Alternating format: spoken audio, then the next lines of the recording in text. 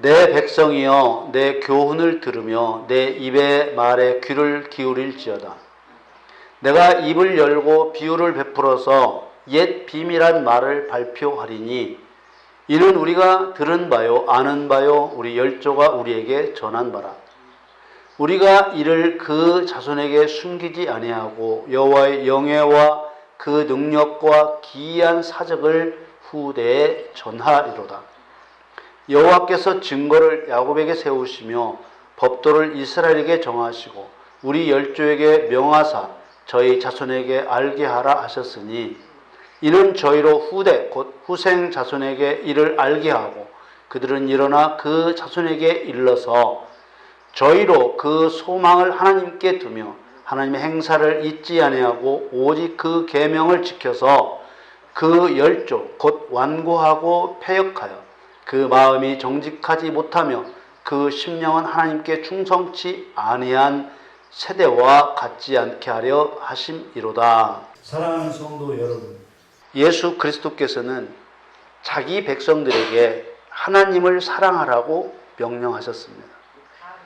하나님을 사랑하라는 명령은 모세를 통해 기록하신 율법서인 신명기에 처음으로 나타납니다.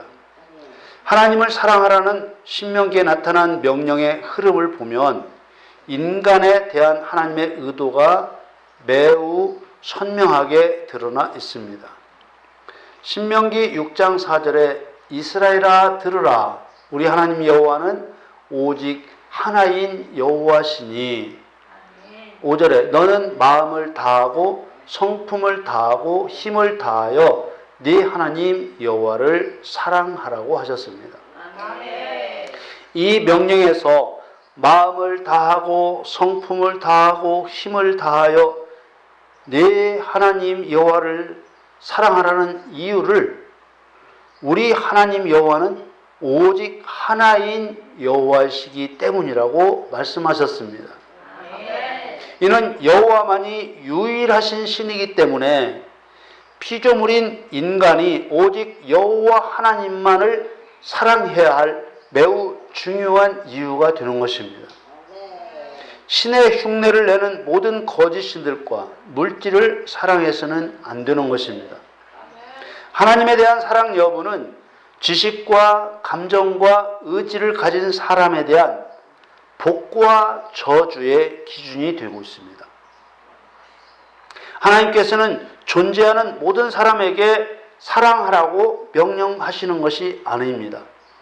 다만 이스라엘아 들으라고 하셨습니다. 이스라엘은 하나님이 바꾸어 주신 야곱의 새로운 이름이지요. 이스라엘은 하나님과 더불어 힘을 얻어 강하게 된 자라는 의미로 사용된 말입니다. 야곱은 발 뒤꿈치를 잡은 자, 속이는 자 그런 뜻이죠. 그러므로 이스라엘아 들으라고 하신 것은 야곱에서 이스라엘로 바뀐 자를 부르시는 것입니다. 사람이라고 다 하나님을 사랑할 자격이 있는 것이 아닙니다. 여러분들은 복된 분들이라. 이는 매우 중요한 사실입니다. 많은 그리스도인들이 불행한 착각에 빠져 있습니다. 하나님의 사랑에서 끊을 수 없다는 로마서 8장 31절에서 39절의 말씀을 앞세워서 죄를 회개하고 믿는다고 고백하여 그리스도인이 되면 하나님과의 관계가 끊어지지 않는 사랑의 관계가 맺어졌다고 생각하는 것입니다. 그러나 그것은 잘못된 생각입니다. 거기에도 당연히 하나님의 사랑에서 끊을 수 없는 조건이 있는 것이죠. 로마서 8장 28절에 보면 우리가 알거니와 하나님을 사랑하는 자, 누구요? 하나님을 사랑하는 자, 곧 그 뜻대로 부르심을 입은 자들에게는 모든 것이 합력하여 선을 이루느니라. 이렇게 말씀합니다. 우리는 하나님의 뜻을 알고 행하는 하나님을 사랑하는 성도입니까? 죄를 회개하고 믿음을 고백한 그리스도인은 이제 계명을 지켜 여호와 하나님을 사랑할 자격을 얻은 것입니다. 그래서 하나님은 야곱에서 이스라엘로 된 하나님의 백성들을 지정하여 불러서 하나님의 계명을 지켜 하나님을 사랑하라고 명령하고 계시는 것입니다. 계명을 지키는 것은 하나님을 사랑하는 방식입니다. 신명기 10장에도 여호와 하나님을 사랑하라는 명령이 나타납니다. 여기에서는 하나님의 백성이 여호와 하나님과 관계를 맺음에 있어서 계명들을 지키는 행함으로 나타나야 된다는 것을 강조하고 있습니다. 신명기 10장 12절에서 13절을 보면 이스라엘아 내 하나님 여호와께서 내게 요구하시는 것이 무엇이냐? 곧 내 하나님 여호와를 경외하여 그 모든 도를 행하고 그를 사랑하며 마음을 다하고 성품을 다하여 네 하나님 여호와를 섬기고 네가 오늘날 내 행복을 위하여 네게 명하는 여호와의 명령과 규례를 지킬 것이 아니냐. 그리고 이어지는 말씀에 하나님의 백성으로 택함 받아 은혜를 입었으면 마음의 할례를 행하여 은혜를 입기 전에 있었던 내 안에 있었던 완악하고 강팍한 모습을 버리라고 하셨습니다. 신명기 10장 14절에 하늘과 모든 하늘의 하늘과 땅과 그 위의 만물은 본래 네 하나님 여호와께 속한 것이로되 여호와께서 오직 내 열조를 기뻐하시고 그들을 사랑하사 그 후손 너희를 만민 중에서 택하셨음이 오늘날과 같으니라. 그러므로 너희는 마음의 할례를 행하고 다시는 목을 곧게 하지 말라. 마음의 할례는 자신 안에 있는 죄악을 성령의 능력을 힘입어 찍어내는 것입니다. 더 나아가 신명기 30장으로 가면은 여호와 하나님을 사랑하는 것이 하나님의 백성들이 얻어야 할 영원한 생명의 조건이 되고 있습니다. 그리고 하나님을 사랑한다는 것은 하나님의 명령을 행하여 지키는 것에 있다는 것을 명백하게 알려주고 있습니다. 신명기 30장 6절에 네 하나님 여호와께서 네 마음과 네 자손의 마음에 할례를 베푸사 너로 마음을 다하며 성품을 다하여 네 하나님 여호와를 사랑하게 하사 너로 생명을 얻게 하실 것이며 7절에 네 하나님 여호와께서 네 대적과 너를 미워하고 핍박하던 자에게 이 모든 저주로 임하게 하시리니 너는 돌아와 다시 여호와의 말씀을 순종하고 내가 오늘날 네게 명한 그 모든 명령을 행할 것이라.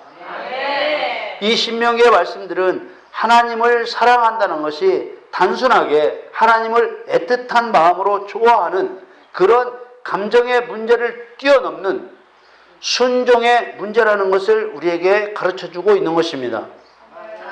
여호와 하나님을 사랑하는 것이 애틋한 감정의 문제가 아니라 순종의 문제라는 것을 예수님께서 친히 다시 한번 확인시켜 주셨습니다. 요한복음 14장 15절에 너희가 나를 사랑하면 나의 계명을 지키리라. 이렇게 말씀하신 것입니다. 이렇게 여호와 하나님을 사랑한다는 것과 여호와 하나님의 계명을 지키는 것이 서로 다른 것이 아니라 같은 것이라는 것을 말씀해 주고 있습니다. 예수님께서 말씀하시는 사랑의 명령에도 나타나듯이 감정적인 사랑, 흔히 말하는 마음으로 하는 사랑이 아니라 행동하는 사랑, 실천하는 사랑, 곧 목숨을 다하는 사랑을 명령하고 있는 것입니다. 마가복음 12장 29절에 예수께서 대답하시되 첫째는 이것이니 이스라엘아 들으라. 주 곧 우리 하나님은 유일한 주시라. 30절에 네 마음을 다하고 목숨을 다하고 뜻을 다하고 힘을 다하여 주 너의 하나님을 사랑하라 하신 것이요. 사랑은 본래 감정에서 시작되지만 하나님은 여호와의 계명을 지키는 행하는 사랑을 원하시는 것입니다. 하나님께서 그리스도인들에게 하나님의 계명을 지켜 하나님을 사랑하라고 하시는 이유는 그리스도인들이 계명을 지킬 때 영의 세계에서 세 가지 일이 일어나기 때문입니다. 그리스도인들이 계명을 지켜 행하면 첫째로 마귀의 죄는 드러나 심판을 받게 됩니다. 둘째로 죄인은 마귀와 죄의 속박에서 해방이 됩니다. 셋째는 이런 일들을 통해서 하나님께 영광이 돌려지는 것입니다. 진리와 은혜, 심판과 구원은 동전의 양면처럼 항상 붙어 있습니다. 마귀의 거짓말을 드러내 심판할 때 억압된 자에게 구원이 임하고, 무엇을 할 때? 마귀의 거짓말을 드러내 마귀를 심판할 때 억압된 자에게, 마귀에게 억압된 자에게 구원이 임한다는 거예요. 하나님께서는 영광을 받으시는 거예요.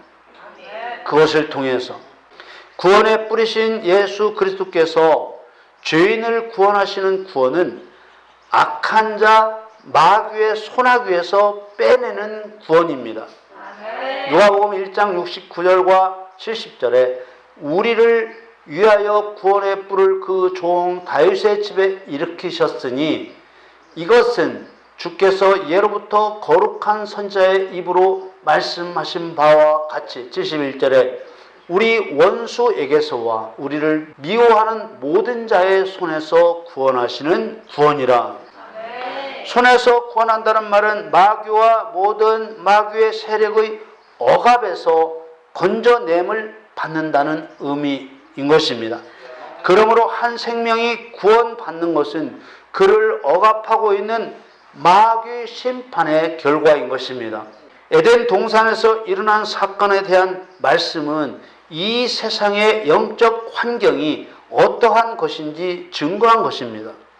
창세기 2장 9절에 여호와 하나님이 그 땅에서 보기에 아름답고 먹기에 좋은 나무가 나게 하시니 동산 가운데에는 생명나무와 선악을 알게 하는 나무도 있더라. 이 말씀은 에덴 동산 가운데 생명나무와 선악과가 함께 있었다는 사실을 증거하고 있습니다. 왜 하나님께서는 생명과와 선악과를 함께 두셨는가? 사람이 선악과를 먹고 죄를 범하게 될 것을 뻔히 아시면서 생명과와 선악과를 함께 두신 이유는 무엇일까요? 이것은 하나님의 비밀이었으며 하나님의 전략이었습니다. 오늘 본문은 그 옛 비밀에 대해 말씀하고 있는 것입니다. 시편 78편 1절에 3절에 내 백성이여 내 교훈을 들으며 내 입의 말에 귀를 기울일지어다. 내가 입을 열고 비유를 베풀어서 옛 비밀한 말을 발표하리니 이는 우리가 들은 바요 아는 바요 우리 열조가 우리에게 전한 바라. 하나님께서 비유로 발표하실 옛 비밀은 무엇을 말하는 것일까요? 2절에 옛 비밀한 말이라는 이 말은 이 비밀의 뿌리, 시작, 출발이 에덴 동산이라는 사실을 알려주고 있습니다. 옛이라고 번역된 케뎀이라는 히브리 말은 동쪽 지역이라는 의미의 동방이라는 의미와 창세 때를 가리키는 고대라는 의미를 함께 가지고 있는 말입니다. 옛 비밀한 말은 창세기 2장 8절에 말씀하시는 것처럼 여호와 하나님이 동방의 에덴의 동산을 창설하시고 라는 이 말씀을 가리키는 것입니다. 바로 에덴 동산의 비밀을 비유를 베풀어서 발표하실 것이라고 예언한 것이죠. 많은 사람들이 에덴 동산에 있게 하신 선악과 때문에 하나님을 비난하고 기독교를 비판하고 있습니다. 사람이 따먹고 죄를 범할 것을 뻔히 알면서 왜 선악과를 두었냐 하는 것입니다. 그리고 그 죄를 용서받게 하시기 위해서 독생자 예수 그리스도를 이 땅에 보내 십자가에서 죽게 하는 것을 일컬어서 병 주고 약 준다고 비난하는 것입니다. 그러나 하나님께서는 하나님을 찬양하는 직무를 맡았던 아삽이라는 선견자를 통해서 에덴 동산에 있었던 비밀한 일을 비유를 통해 발표할 것이라고 예언한 것입니다.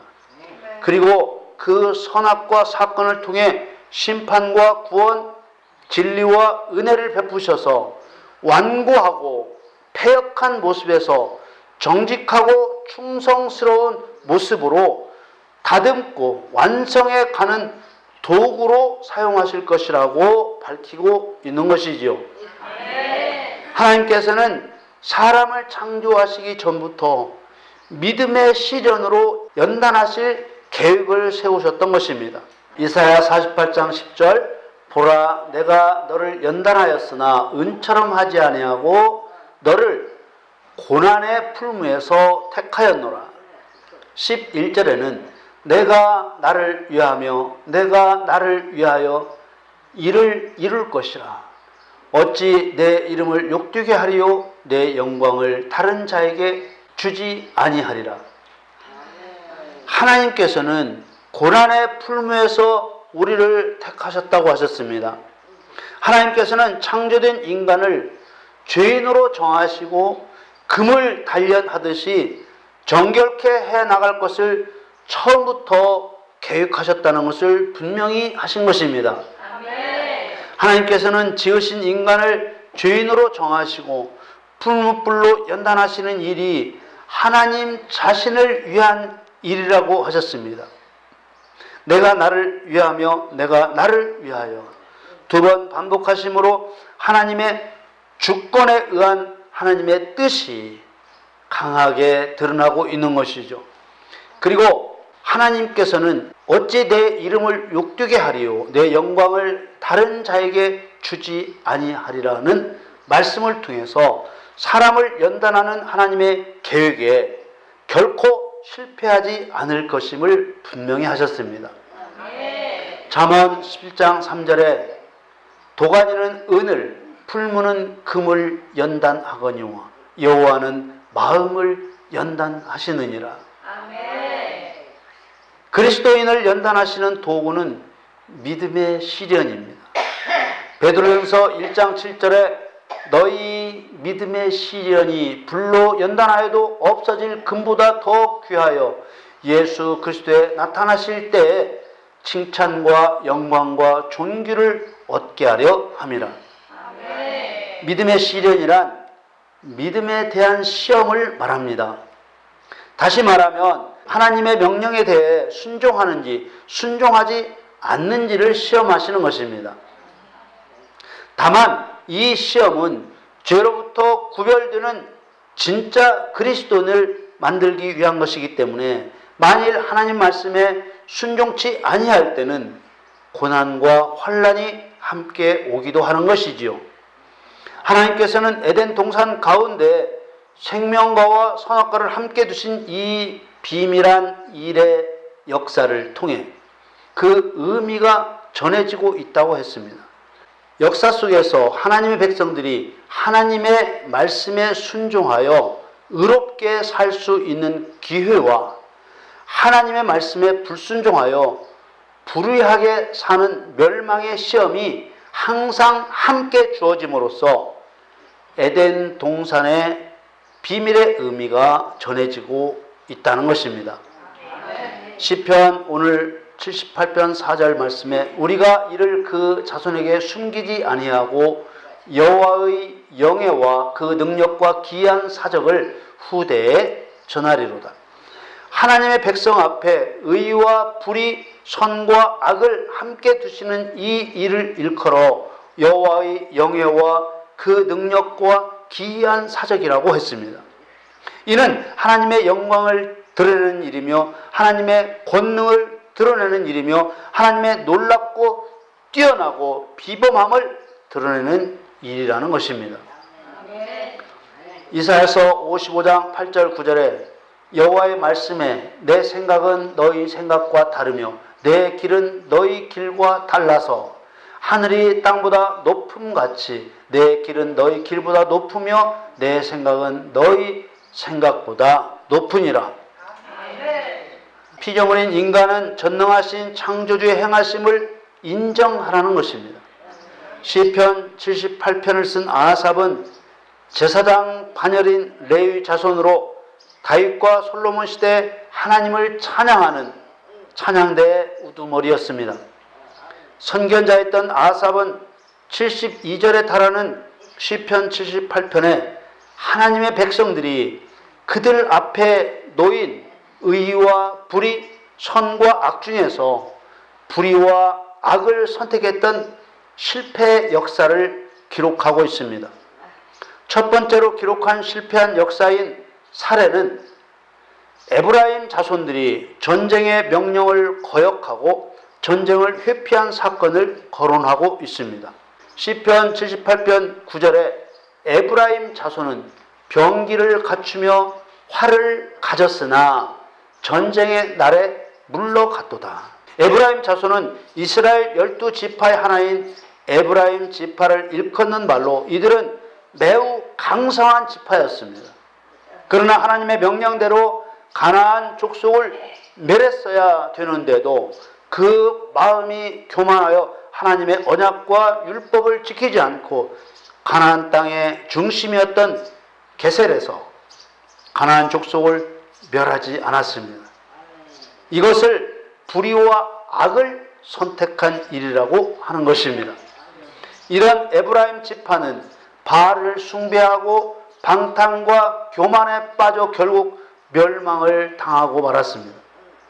이처럼 가나안 땅은 젖과 꿀이 흐르는 약속의 땅이었지만 에덴 동산의 선악과가 함께 있었던 것처럼 그곳에 악한 자들이 함께 있었습니다. 약속의 땅이지만 가나안에는 에브라임 지파가 하나님의 언약과 율법을 지킬 수 있는 기회와 하나님의 언약과 율법을 지키지 않을 수도 있는 상황이 함께 존재하고 있었던 것입니다.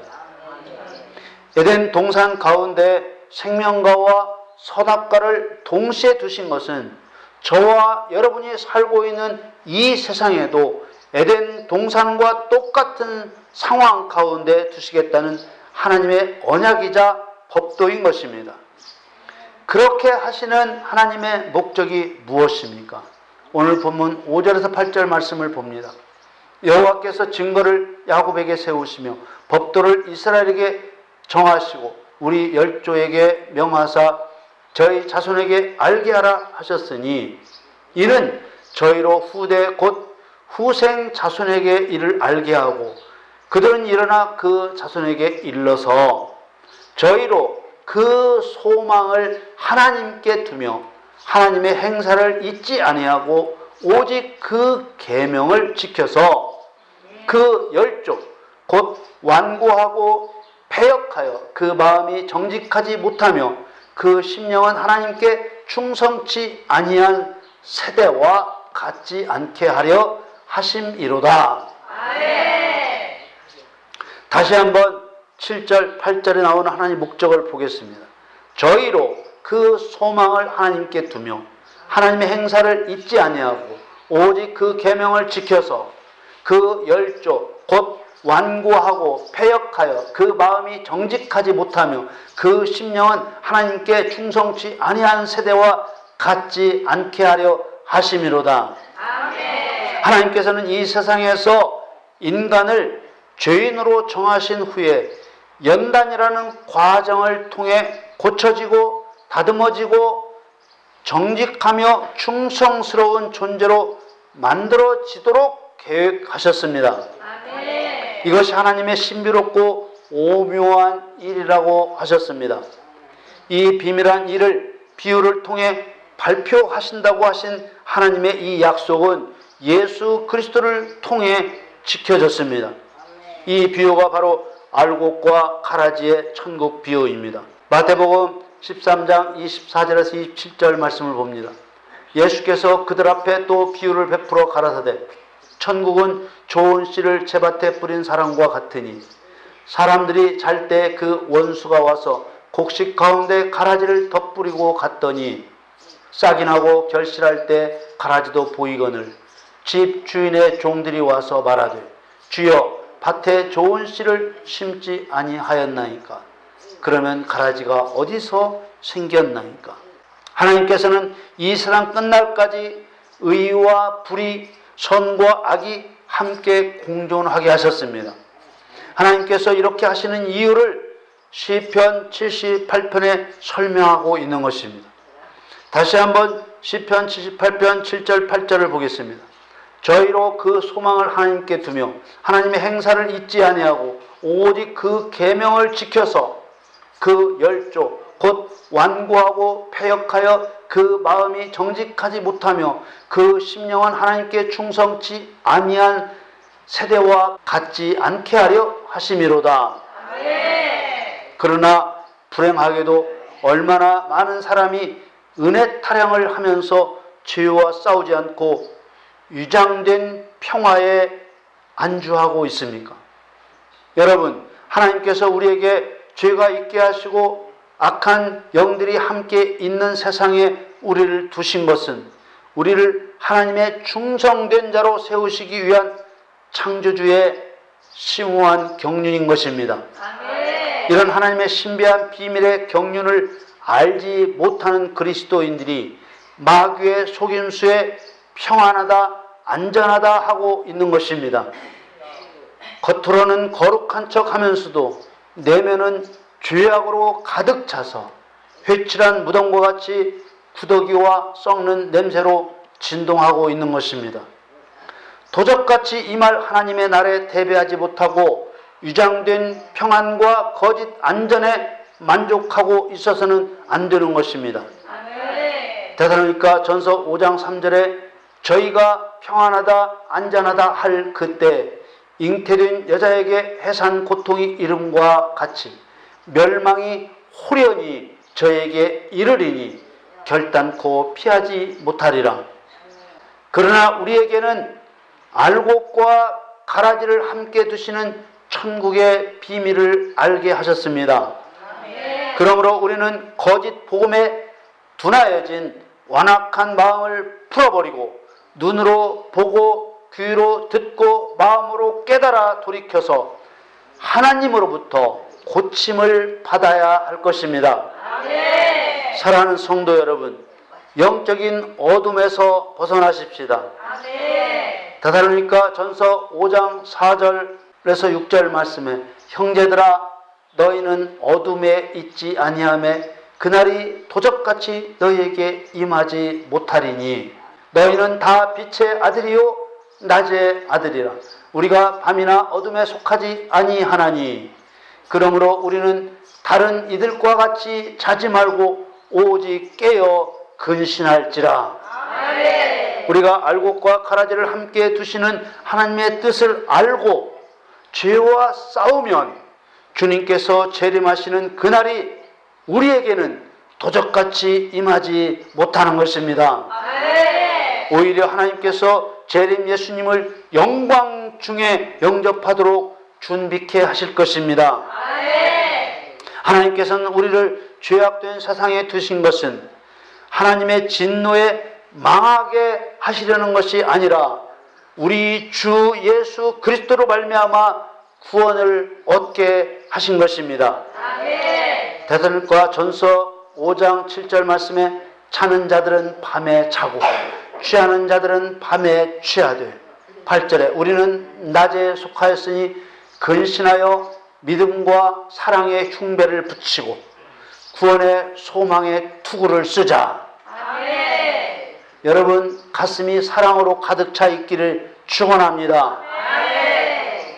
9절에 하나님이 우리를 세우심은 노하심에 이르게 하심이 아니요 오직 우리 주 예수 그리스도로 말미암아 구원을 얻게 하신 것이라. 여러분 하나님께서 우리를 악한 영들이 있는 세상에 함께 있게 하셨습니다. 여러분 주님께서는 너희 눈은 봄으로 너희 귀는 들음으로 복이 있다고 하셨습니다. 우리가 하나님의 진실을 알았으므로 세상 정욕에 빠지지도 말고 거짓 복음에도 빠지지 마십시다.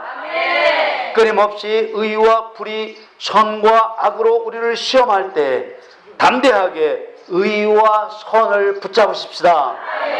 하나님께서 우리를 이기는 자 되게 하실 것입니다. 여러분 모두 마음이 정직하고 심령이 하나님께 충성하는 승리자가 되시기를 예수 그리스도의 이름으로 간절히 축원합니다.